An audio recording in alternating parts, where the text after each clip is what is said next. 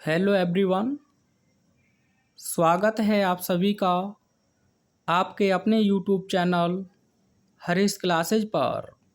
जैसा कि हम लोग सिंथेसिस ऑफ सेंटेंसेज इस टॉपिक का अध्ययन कर रहे हैं, तो आज हम इस वीडियो में इन्फिनेटिव का प्रयोग करके दो या दो से अधिक सिंपल सेंटेंसेज से एक नया सिंपल सेंटेंस बनाना सीखेंगे।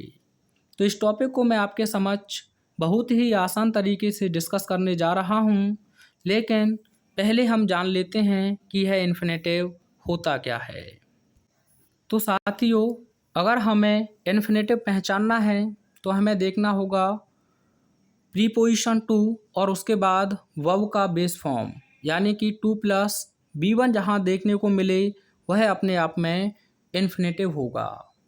यानी कि अगर हम कहें कि यदि किसी भी वर्ब के बेस फॉर्म से पहले प्रीपोजिशन टू का प्रयोग कर दें तो टू प्लस B1 ही इन्फिनेटिव कहलाता है।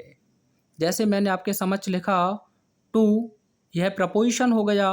अब मैंने बेस फॉर्म लिखा आपका प्ले, तो यह टू प्लस B1 ही आपका इन्फिनेटिव कहलाता है। अगर जब आप इसका हिंदी अर्थ निकालेंगे तो क्रिया के अंत में ना, नी, ने आपको ये देखने को मिलेगा। तो इसका हिंदी अर्थ आप देखेंगे तो खेलना ये होगा। तो आप देख सकते हैं यहाँ क्रिया के अंत में ना आपको दिया हुआ है। अगर हमें पर्पज या रिजल्ट का बोध होगा तो हिंदी अर्थ जो निकलेगा क्रिया के अंत में वह देखने को मिलेगा ना के लिए, नी के लिए या फिर ने के लिए। जैसे वह प्रथम पुरस्कार प्राप्त करने के लिए तेज दौड़ा, प्राप्त करने के लिए। तो यहाँ देख सकते हैं प्राप्त करना आपका वर्ब है, ठीक है। तो ये आपको देखने को मिलेगा। अगर हम बात करें इन्फिनेटिव की तो ये अपने आप में नॉन फाइनाइट या इनफाइनाइट वर्ब भी होता है। इन्फिनेटिव क्या होता है साथियों? तो यह नॉन फाइनाइट या इनफाइनाइट वर्ब भी होता है। आप कहेंगे सर नॉन फाइनाइट या इनफाइनाइट वर्ब क्या होता है? तो आप लिख सकते हैं ऐसी क्रियाएं जो सब्जेक्ट के, पर्सन या नंबर या फिर टेंस के अनुसार ना बदलती हों। ऐसी क्रियाएं जो सब्जेक्ट के, पर्सन, नंबर या टेंस के अनुसार ना बदलती हों, उन्हीं को हम नॉन फाइनाइट या इनफाइनाइट वर्ब कहते हैं। सब्जेक्ट के पर्सन आपके तीन होते हैं। फर्स्ट पर्सन जिसमें आई और वी होता है, सेकंड पर्सन जिसमें यू होता है, थर्ड पर्सन जिसमें ही, सी, इट और दे होता है। नंबर की बात करें तो सब्जेक्ट के दो नंबर होते हैं, एक होता है सिंगुलर और दूसरा होता है प्लूरल। सिंगुलर की बात करें तो जैसे बॉय और प्लूरल की बात करें तो बॉयज़। आइए मैं आपको कुछ हिंदी सेंटेंसेस के माध्यम से और क्लियर करने की कोशिश करता हूँ। जैसे मैंने लिखा वह पढ़ना चाहता है, वह पढ़ना चाहता है। तो आप कहेंगे ये प्रेजेंट इंडेफिनिट है, चाहता है, ता है आपको देखने को मिला है। अब मैंने पर्सन ही चेंज कर दिया, मैंने कहा वे पढ़ना चाहते हैं, वे पढ़ना चाहते हैं। क्या कहा मैंने? वे पढ़ना चाहते हैं। और अगला मैंने टेंस ही चेंज करके लिखा आप लोगों के समझ और कहा वह पढ़ना चाहता था। तो आप ध्यान से देखिएगा, यहाँ जो भी तीन सेंटेंस आपको दिए हैं इनमें दो क्रियाएं आपको देखने को मिल रही हैं, एक पढ़ना और एक चाहना, ठीक है। तो आप यहाँ देखें यह प्रेजेंट इंडेफिनिट है, तो आपका सब्जेक्ट का जो पर्सन है वह सिंगुलर है, थर्ड पर्सन। तो आपने यहाँ लिखा है चाहता, प्रेजेंट इंडेफिनिट है। लेकिन जब आपने थर्ड पर्सन प्लूरल लिख दिया है तो यहाँ आपका सब्जेक्ट का जो नंबर है वो प्लूरल हुआ, तो यहाँ आपने चाहता से क्या कर दिया? चाहते। तो ये परिवर्तित हुआ है आपका। यहाँ आपने टेंस ही चेंज कर दिया तो क्या हो गया आपका? चाहते से चाहता था। तो कहने का मतलब है ये जो चेंज हुई है ये फाइनाइट वर्ब कहलाएगी, लेकिन इसमें कोई भी परिवर्तन आपका ना तो सब्जेक्ट के नंबर और ना ही पर्सन और ना ही टेंस के अनुसार कोई भी परिवर्तन हुआ है, इसीलिए ये कहलाएगा आपका नॉन फाइनाइट या इनफाइनाइट वर्ब। इंग्लिश में अगर हम इन्हीं सेंटेंसेस को लिखें तो आप ये कहेंगे ही वॉन्ट्स प्रेजेंट इंडेफिनिट में और आगे टू प्ले, ठीक है। और दूसरे की बात करें तो आप लिखेंगे दे वॉन्ट टू प्ले। बिल्कुल बेसिक से समझिएगा क्योंकि आपको कोई भी आगे गलती नहीं होगी। अब हमने टेंस ही चेंज करके लिखा तो ही वांटेड टू प्ले। तो आप यहाँ ध्यान से देखिएगा, एक वर्ब ये है और एक ये आप देख सकते हैं, ठीक है। तो यहाँ देखा जाए तो आपका सिंगुलर सब्जेक्ट था तो आपने B5 का प्रयोग किया। यहाँ आपने सब्जेक्ट ही चेंज कर दिया, जो पर्सन था उसका नंबर, तो ये प्लूरल सब्जेक्ट के साथ प्लूरल वर्ब हो गई। जब आपने टेंस चेंज किया तो ये वर्ब ही चेंज हो गई, तो ये परिवर्तित हुई है, तो ये कहलाएगी आपकी फाइनाइट वर्ब। लेकिन आप देखें हर हाल में 2+B1 एज इट एज लिखा हुआ है, तो यही कहलाएगा आपका नॉन फाइनाइट वर्ब। इसके बाद इन्फिनेटिव दूसरे नाम से भी जाना जाता है, कभी कभी यह वर्बल नाउन की तरह भी फंक्शन करता है। और साथियों, यह जो क्वेश्चन लिखा है आपके सामने, यह as it is question CDS 2024 21 अप्रैल के क्वेश्चन पेपर में आया हुआ है। और उसमें आपसे यही पूछा था कि टू स्मोक का पार्ट्स ऑफ स्पीच क्या है, एडजेक्टिव है, एडवर्ब है, या फिर वर्ब है, या फिर नाउन है। तो मैंने इसीलिए यहाँ इससे स्पष्ट करने की कोशिश की है कि यह वर्बल नाउन भी होता है। आप कहेंगे सर ये वर्बल नाउन क्या होता है, तो आप कहेंगे when a verb acts as a noun is called verbal noun. जब एक क्रिया एक नाउन की तरह कार्य करती है तो वह अपने आप में वर्बल नाउन कहलाती है, क्योंकि वर्ब से बनी है इसीलिए इसे हम वर्बल नाउन कहते हैं। अब आप जानते हैं नाउन का आइडेंटिफिकेशन हम कैसे करते हैं, या तो हु का रिप्लाई मिलना चाहिए यानी कि कौन, या फिर हमें हुम का रिप्लाई मिलना चाहिए यानी कि किससे, या फिर हम बात करें व्हाट का रिप्लाई मिलना चाहिए यानी कि कौन। इन तीनों WH वर्ड का जो रिप्लाई होगा वह अपने आप में क्या कहलाएगा, नाउन। तो जैसे देखो यहाँ लिखा हुआ है धूम्रपान करना स्वास्थ्य के लिए हानिकारक है। तो आप यहाँ क्वेश्चन कीजिएगा स्वास्थ्य के लिए हानिकारक क्या है, तो क्या का रिप्लाई आपको मिलेगा, टू स्मोक, यानी कि what is injurious for health, तो आप कहेंगे टू स्मोक। तो इसीलिए ये वर्ब से बना है और यहाँ एक सब्जेक्ट की तरह कार्य कर रहा है, तो इसीलिए इसे हम कहेंगे वर्ब से बना हुआ है, तो वर्बल नाउन। वैसे भी आप देखें तो ये जो अपने आप में क्या है, वर्ब, और वर्ब से पहले हमेशा या आपका सब्जेक्ट लिखा जाता है। सब्जेक्ट या तो नाउन होगा या फिर होगा प्रनाउन। तो देखा जाए ये प्रनाउन तो है नहीं, प्रनाउन आप जानते हैं I, we, you, he, she, it और दे। तो ये क्या है, व्हाट का रिप्लाई है, तो ये नाउन है। और नाउन में बात करें तो वर्बल नाउन, क्योंकि ये वर्ब से बना है, स्मोक वर्ब होती है, उससे पहले आपने 2+B1 इकट्ठा लिख दिया है, तो इसीलिए इसे कहेंगे इन्फिनेटिव। ठीक है, बात क्लियर। आगे देखिएगा, अब जब हम सिंपल सेंटेंस बनाएंगे तो हमें ध्यान रखना है, पहले सेंटेंस से हमें रीजन का पता चलेगा यानी कि कारण का, और दूसरे सेंटेंस से हमें पर्पज यानी कि उद्देश्य या फिर रिजल्ट का पता चलेगा। तो ऐसी स्थिति में हमें ध्यान रखना है, सबसे पहले सब्जेक्ट लिखना है, उसके बाद फाइनाइट वर्ब लिखनी है, उसके बाद हम लिखेंगे ऑब्जेक्ट। जो वर्ब हमें पर्पज या रिजल्ट के बारे में बताएगी उससे जस्ट पहले हमें लिख देना है टू, और उस वर्ब को लिख देंगे बेस फॉर्म में, और उसके बाद आप लिख देंगे अगर इसके ऑब्जेक्ट हैं तो लिख देंगे, नहीं हैं तो नहीं लिखेंगे। क्या कहा मैंने, जिस वर्ब से पर्पज या रिजल्ट का पता होगा उसी से पहले हमें प्रीपोजिशन टू का प्रयोग कर देना है। तो आइए देखते हैं आपका पहला sentence, he went to Agra, वह आगरा गया, he wanted to see the Taj, वह ताज देखना चाहता था। तो यहाँ उद्देश्य का पता चल रहा है, उसका उद्देश्य क्या था, तो आप कहेंगे सर ताज देखना। हिंदी में कंबाइन कीजिए, यानी कि वह ताज देखने के लिए आगरा गया, देखने के लिए, तो ना के लिए, नी के लिए 2+B1। तो सबसे पहले आप ही लिख देंगे, वेंट का वेंट लिख देंगे, टू का टू लिख देंगे, और आगरा का आगरा। उसके बाद इस वर्ब से हमें पता चल रहा है किसका, उद्देश्य का, तो ही और वांटेड आप हटा देंगे, सीधा लिखेंगे टू, आगे सी द ताज।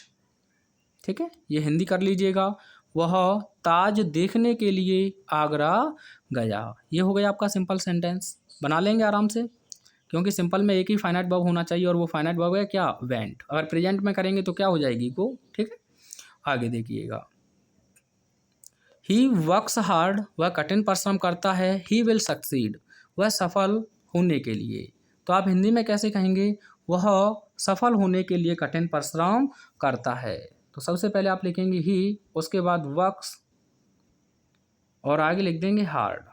अब इस क्रिया से उद्देश्य का पता चल रहा है, तो सब्जेक्ट और फाइनाइट वर्ब आप हटा देंगे, सीधा लिखेंगे टू सक्सीड, यू है ये। ठीक है, सक्सीड। बन गया, वह सफल होने के लिए कठिन परिश्रम करता है। अगला देखिएगा, वी ईट फूड, हम भोजन खाते हैं।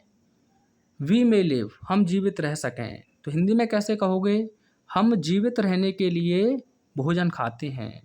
तो वी ईट फूड, यहाँ तक तो एज इट एज रहेगा। अब पता किसका चल रहा है हमें, लिव से, तो बी और मे हटा देंगे, आगे लिख देंगे टू लिव। ये बन गया आपका simple sentence, we eat food to live.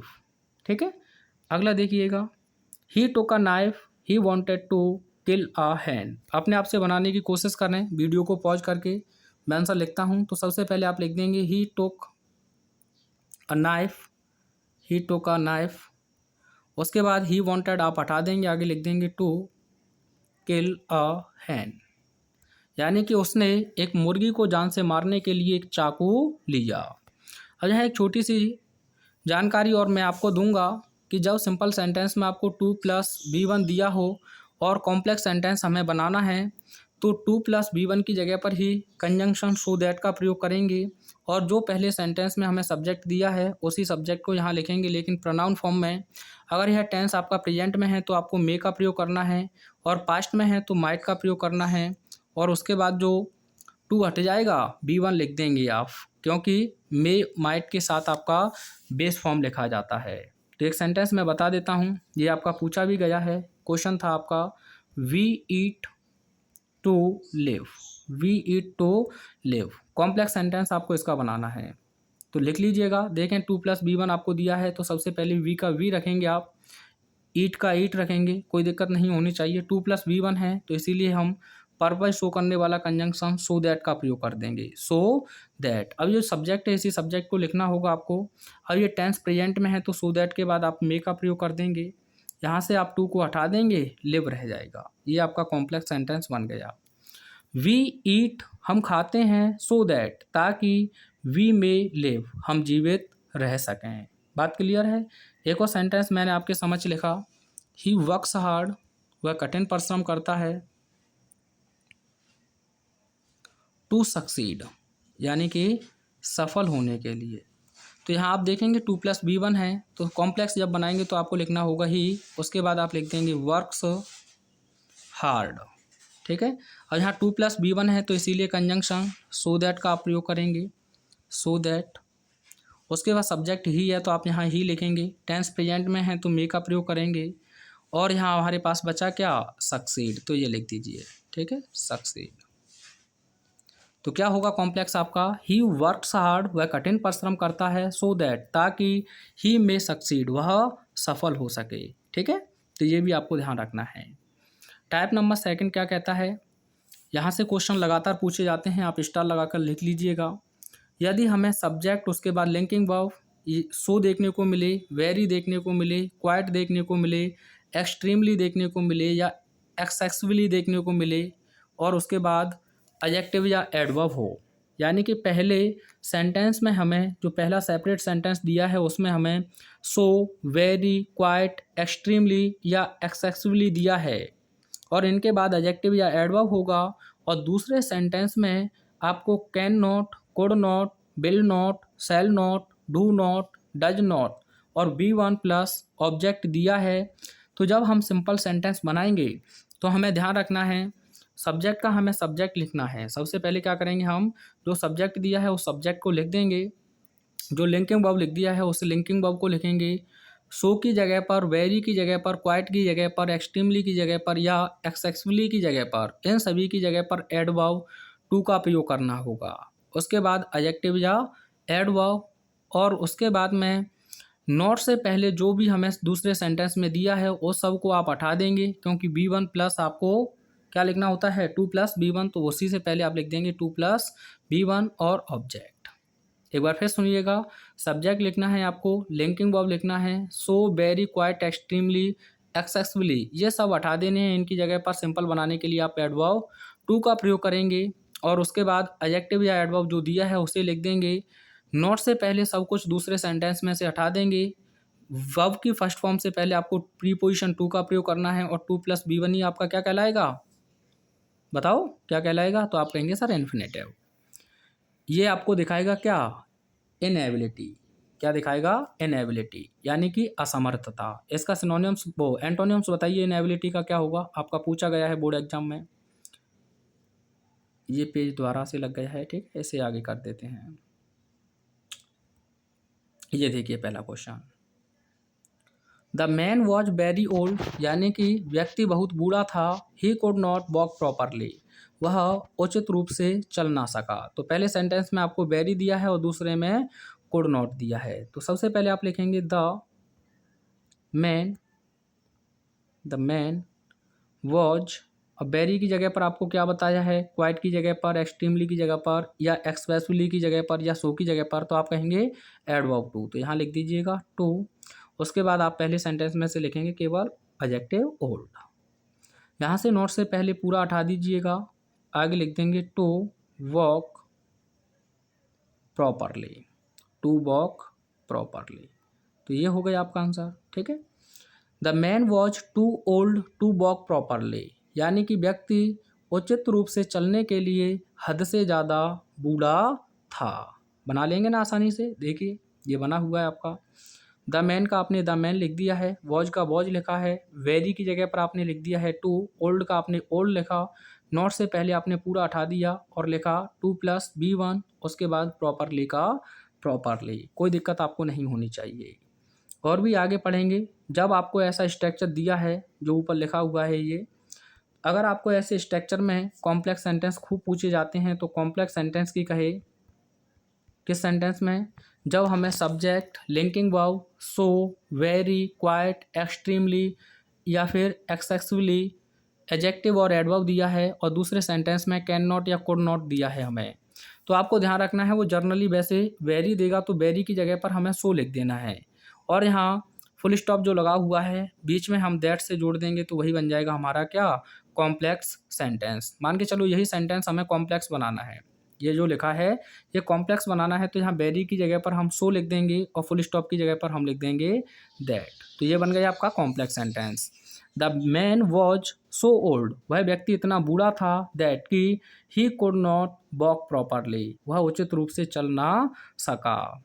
तो ये दो चीज़ें आप सीख गए कि यदि हमें सो, वेरी, क्वाइट, एक्सट्रीमली या एक्सेसिवली दिया है तो हम उसकी जगह पर एडवर्ब टू का प्रयोग करेंगे, और कैन नॉट, कुड नॉट जो भी दिया है उससे पहले हमें इन्फिनेटिव टू का प्रयोग कर देना है। तो ऐसी स्थिति में सिंपल बन जाएगा।